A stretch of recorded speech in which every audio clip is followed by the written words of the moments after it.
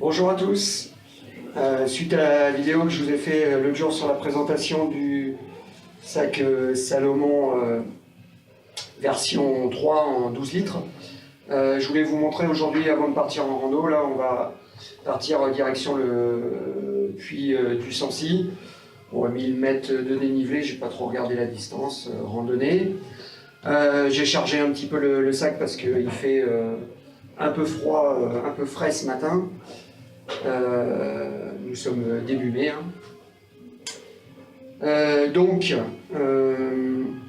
J'ai rempli les 2 flasques que vous voyez ici. Pas tout à fait 500 ml, elles font 450 ml chacune. Dans les petites poches de devant que je vous montrais l'autre jour, j'ai pris une paire de gants, plutôt grosse. On peut trouver beaucoup plus light. J'ai mis ici le bonnet.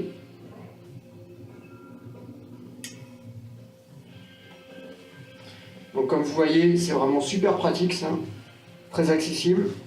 Ici, les petits systèmes de réglage pour serrer plus ou moins. Et là, ce qui est vraiment appréciable, un petit crochet qui permettent soit plus bas, soit un petit peu plus haut. Hop. Et là, ça permet de bien faire respirer, c'est cool.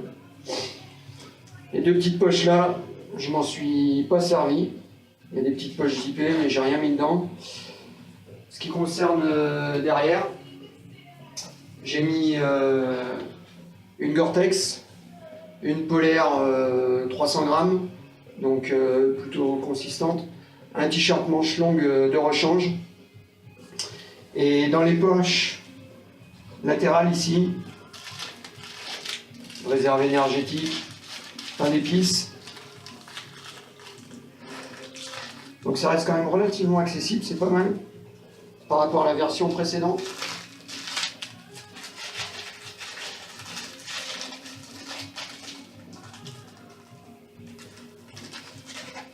Par contre, on voit que le sac quand même derrière est déjà bien rempli.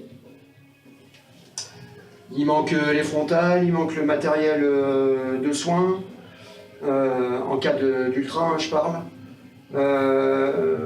C'est-à-dire tout ce qui est compi, le strap. Il manque donc la frontale de rechange, les piles de rechange.